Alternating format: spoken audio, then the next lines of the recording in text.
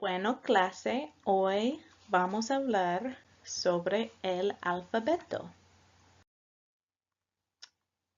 In the Spanish alphabet, we are going to be using the exact same letters as our English alphabet, which makes it very nice. Not all languages are like that. We do have an additional letter that we're going to be using, which is the ñ. So I'm sure you've seen this before. It looks like an N with a little line over top of it, almost like a hat. So when you see that little line, we are going to refer to that as the tilde. So the tilde is the line above the N, which makes the letter an ñ in Spanish.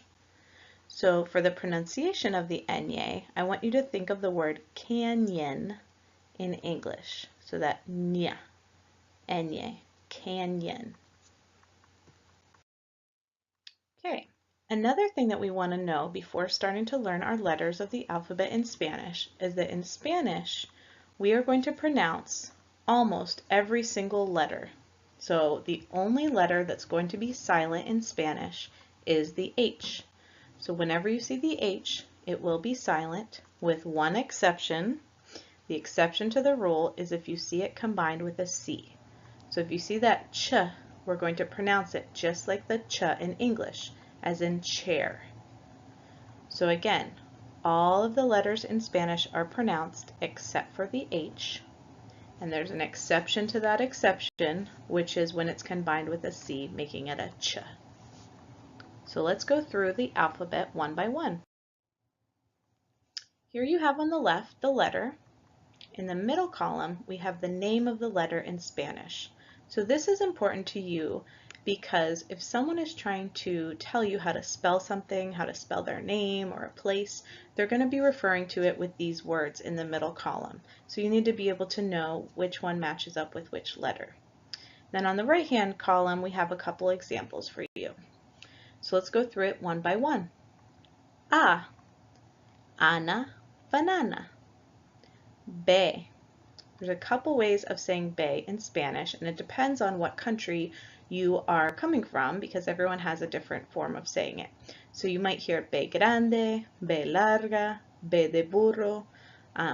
You just have to be prepared for that. So examples of that are Benito, Barbara. C. There's two different ways to pronounce the C in Spanish. One is a hard C, like in casa, cosa, coma. And the other way is a soft C, like the S in English. Cecilia, medicina. D. Donde, David. E. Esteban, enfisema. F. Fernando, familia. G. Two different ways to pronounce the G. The first one is a hard G, Garza, Gomez. The second one is a soft G, pronounced like an H in English, gente, general. Now there's more complicated rules for why that would turn into a soft G. You don't need to get into that right now, but just note that behind that G in the second example there's an E, so that's the reason why it's a soft G. Gente, general. Okay, moving on. The next one we have is an H, so that is H in Español, like hospital, hombre. As you can see, we do not pronounce the H in these examples. So in English you would say hospital, but in Spanish we say hospital. So it's a silent H. Moving on. I, Isabel, sí. J, José, Javier, Alejandra. K, kilo, kilogramo.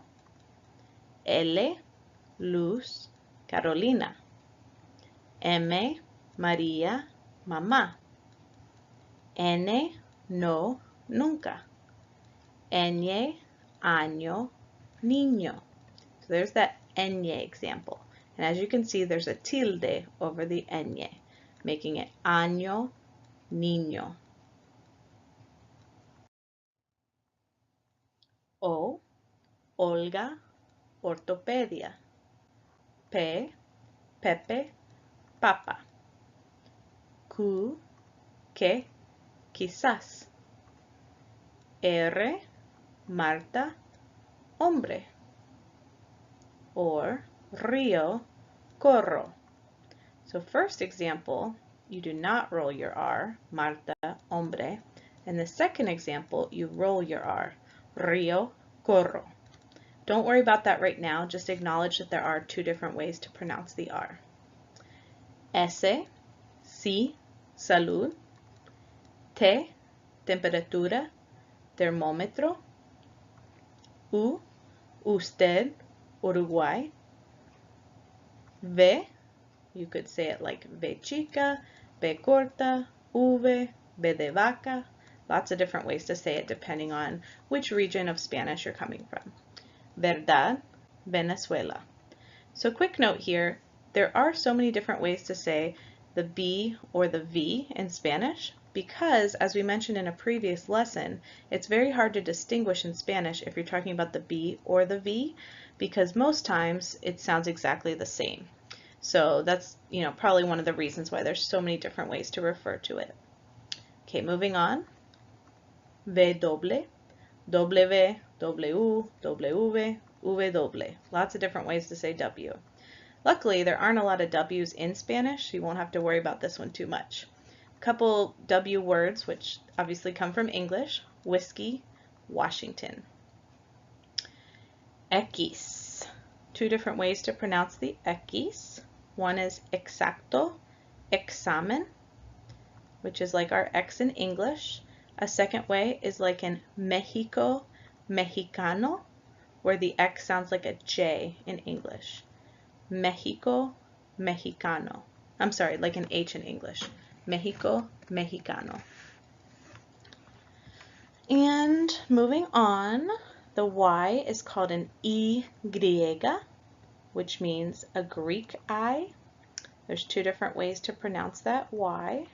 The first one is as if in yo or Montoya. Second one, soy, voy. And final letter in Spanish is the Z. Examples are luz or quizás. So just a few more things to note, that in some Latin American countries, they do indicate that the double R and the double L are separate letters of the alphabet. However, for the most part, they do not, and they just refer to them as the doble R or doble L, which means double R or double L. So in this class, we're going to follow your textbook, which does not count them as separate letters.